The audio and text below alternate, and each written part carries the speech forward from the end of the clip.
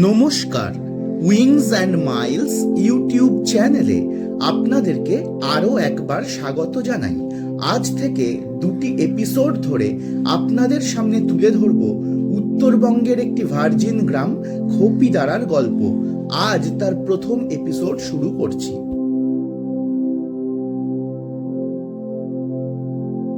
বৃষ্টি ভেজা আঁকাবাঁকা পাহাড়ি পথ ধরে এগিয়ে চলেছি। এখন অক্টোবর মাস হলেও বর্ষা বিদায় না নেবার ফলে পাহাড়ে মাঝে মাঝে বৃষ্টি হচ্ছে। বর্ষার সময় পাহাড়ের ভিউ পয়েন্টগুলো থেকে পরিষ্কার ভিউ পাওয়ার ক্ষেত্রে সমস্যা হলেও বৃষ্টি ভেজা পাহাড়ের সৌন্দর্যটা একদম অন্য রকমের হয়। আর সেই বৃষ্টি ভেজা পাহাড়ের টানেই এবারের বেরিয়ে পড়া। রাস্তার দুপাশের পাইন বন বৃষ্টির জলে আরো রঙিন হয়ে উঠেছে। কিছুক্ষণ আগেই শিলিগুড়িতে অবস্থিত দার্জিলিং মোড় থেকে সুখিয়া পোখরি যাবার শেয়ার গাড়িতে উঠেছি। খোপিদারা যাবার জন্যে শেয়ার গাড়িতে প্রথমে এই দার্জিলিং মোড় থেকে যেতে হয় সুখিয়া পোখরি। দার্জিলিং মোড় থেকে সুখিয়া পোখরির দূরত্ব প্রায় 70 কিলোমিটার। শেয়ার গাড়িতে ভাড়া নেয় 250 টাকা প্রতি জন এবং সময় লাগে প্রায় 2 ঘন্টা 45 মিনিট। এছাড়াও রিজার্ভ গাড়িতে সরাসরি খোপিদারা যেতে চাইলে শিলিগুড়ি থেকে সময় লাগে প্রায় 3.5 ঘন্টা এবং ভাড়া নেয় প্রায় 4000 টাকা। শিলিগুড়ির থেকে খোপিদারার দূরত্ব প্রায় 85 কিলোমিটার। মিরিক পার হবার পর চোখের সামনে ধরা দিল চা বাগানের সারি। Gopaldhara tea estate, Okayti tea estate, Tingling tea estate কিংবা সৌরেনি টি এস্টেট সহ অসংখ্য চা বাগানের অবস্থান এই পথে। বর্ষায় চা বাগানের সৌন্দর্য মনোমুগ্ধকর হয়ে ওঠে। চারপাশের এই সবুজের সমারোহ আমাদের বুঝিয়ে দিল যে আমরা শহুরে যান্ত্রিকতার থেকে এখন অনেকটাই দূরে। শিল্পী যেন অসাধারণ নৈপুণ্যে এই চা বাগানগুলোকে সাজিয়ে তুলেছেন। পাহাড়ের প্রতিটা বাঁক যেন দক্ষ শিল্পীর ক্যানভাস। দূরে চা বাগানের মধ্যে একটা বাড়ি। এমন পরিবেশে বাড়ি থাকাটা সত্যিই স্বপ্নের মতো। প্রায় 2 ঘন্টা 45 মিনিট চলার পর এসে নামলাম সুখিয়া পোখরিতে। এখান থেকে এবার যেতে হবে ভারত নেপাল সীমান্তে অবস্থিত ছোট্ট জনপদ মানেভঞ্জনে। আমরা এই রাস্তা ধরে শিলিগুড়ি থেকে আসলাম এবং এই রাস্তা ধরে এবার মানেভঞ্জনে যাব। মেইন রাস্তার পাশেই রয়েছে মানেভঞ্জনে যাবার শেয়ার গাড়ির স্ট্যান্ড। সুখিয়া থেকে মানেভঞ্জনের দূরত্ব প্রায় 10 কিলোমিটার এবং সময় লাগে প্রায় 25 মিনিট। এক্ষেত্রে শেয়ার গাড়ির ভাড়া লাগে 50 টাকা প্রতি জন। নির্মীয়মান রাস্তা ধরে এগোতে লাগলাম মানেভঞ্জনের উদ্দেশ্যে। রাস্তার দুপাশে ঘন জঙ্গল।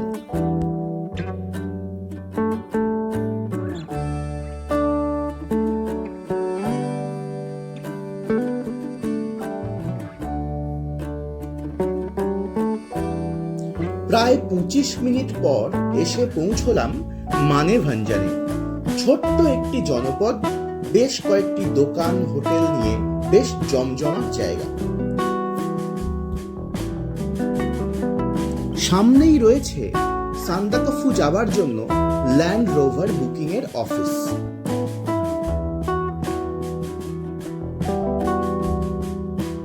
মানেভঞ্জন থেকে আবার গাড়ি রিজার্ভ করে আমরা বেরিয়ে পড়লাম আমাদের আসল গন্তব্য খোপিদারার উদ্দেশ্যে। দুপাশে ঘন পাইনের জঙ্গলকে পিছনে ফেলে রিম্বিক রোড ধরে গাড়ি এগিয়ে চলল খোপিদারার উদ্দেশ্যে। এক্ষেত্রে রিজার্ভ গাড়ির ভাড়া পড়ল প্রায় 300 টাকা। প্রায় 15 মিনিট পর যখন রিম্বিক রোডের ঠিক পাশে অবস্থিত খোপিদারা গ্রামে এসে পৌঁছলাম তখন কুয়াশা আর মেঘ গ্রামকে ঘিরে ধরতে চাইছে।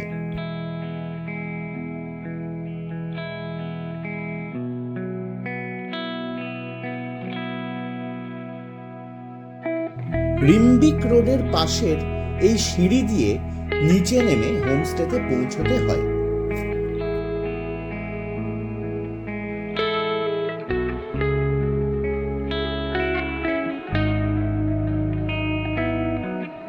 দুপাশে স্কোয়াশ সহ বিভিন্ন গাছ রয়েছে। সিঁড়ি দিয়ে একটু নামার পর সামনে তাকাতেই সৌন্দর্যে মন ভরে গেল।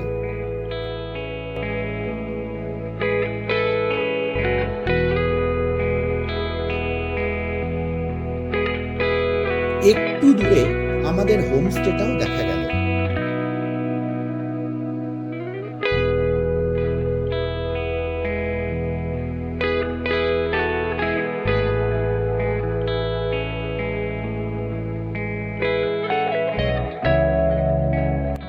হোমস্টের নাম ফ্লাওয়ার্স হোমস্টে। হোমস্টের সামনের বারান্দা বিভিন্ন রকমের গাছপালা এবং ফুল দিয়ে সাজানো।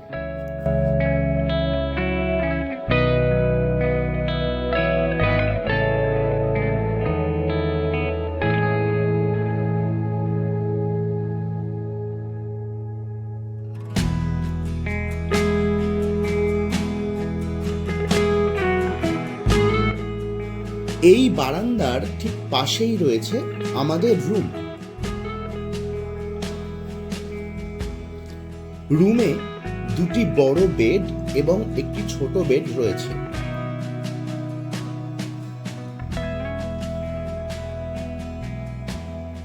বালিশ কম্বলও রয়েছে পর্যাপ্ত সংখ্যক। পরিষ্কার দিনে রুমের এই জানলাটি থেকে পাহাড়ের অসাধারণ ভিউ পাওয়া যায়।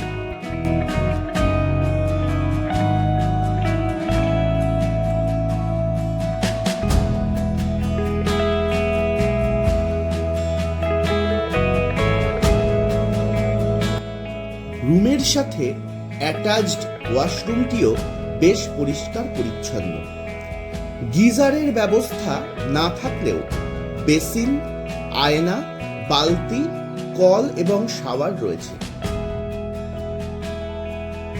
আমাদের পাশের আরেকটি রুমও বেশ সুন্দর এবং পরিষ্কার পরিচ্ছন্ন, তবে সেখানে অ্যাটাচড বাথরুম নেই।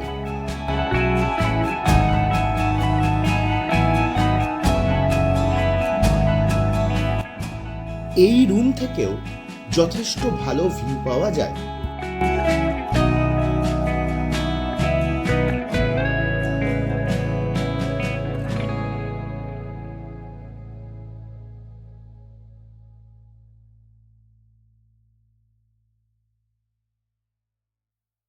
তবে হোমস্টের ছাদটা আমার সবচেয়ে ভালো লেগেছিল। অনেক গাছপালা দিয়ে সাজানো এই ছাদের থেকে পাওয়া যায় দুর্ধর্ষ ভিউ। দূরে গ্রামের ছোট ছোট ঘরবাড়ি আর টুকরো টুকরো পাহাড়ি জীবনের ছবি মনকে ভরিয়ে দেবার মতো।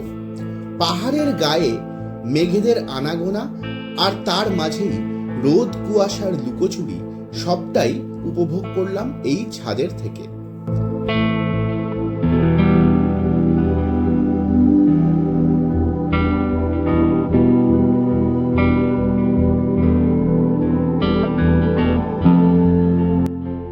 হোমস্টের পাশ দিয়ে সিঁড়ি নেমে গেছে অনেকটা নিচে।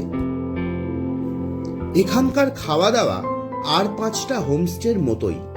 ব্রেকফাস্টে রুটি, পাহাড়ি শাক, ডিম ভাজা আর ঘুগনি পেয়েছিলাম, আর তার সাথে ছিল গরম চা।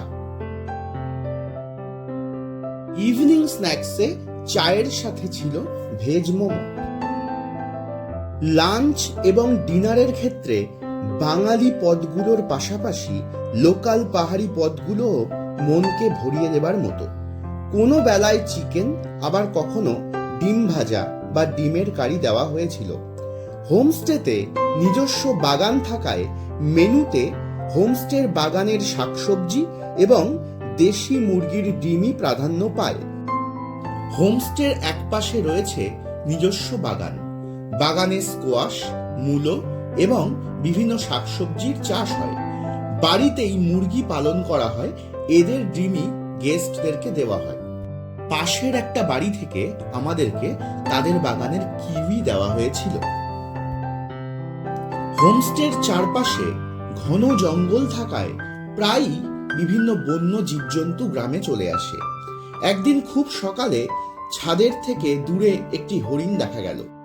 কিছুক্ষণ পর হোমস্টের আরো কাছে হরিণের আনাগোনায় মন ভরে গেল। আগামী পর্বে খোপিদারার থেকে বিভিন্ন সাইট সিইং এর জায়গাগুলো আপনাদের সামনে তুলে ধরব। ততদিনের জন্য সবাই ভালো থাকবেন, সুস্থ থাকবেন এবং উইংস অ্যান্ড মাইলস চ্যানেলটিকে সাবস্ক্রাইব করে পাশে থাকবেন, এই অনুরোধ রইল।